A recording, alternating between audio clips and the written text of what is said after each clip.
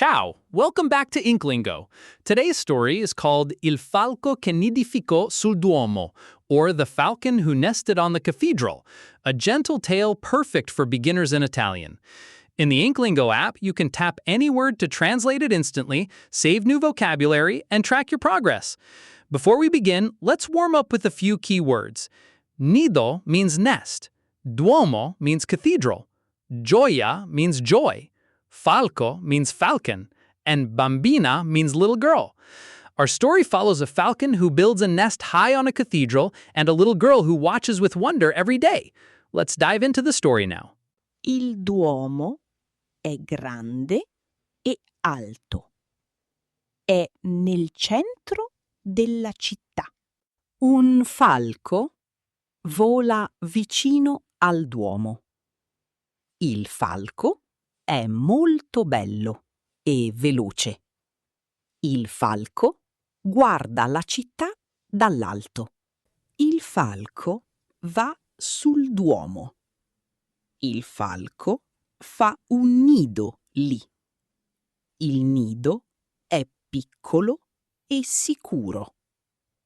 Il nido ha 3 uova bianche. Una bambina vede il falco. Lei guarda in alto con attenzione. Un falco! Sul Duomo! Dice la bambina. La bambina è molto sorpresa e contenta.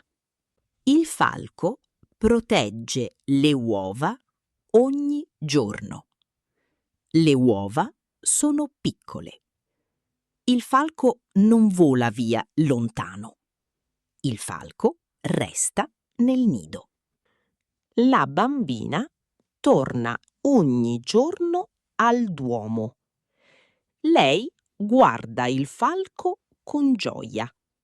Il falco è sempre lì, calmo. Un giorno 3 falchi piccoli sono nel nido. I falchi piccoli sono belli e vivaci. La bambina è molto felice. I falchi piccoli guardano la città. Il Duomo è alto e grande.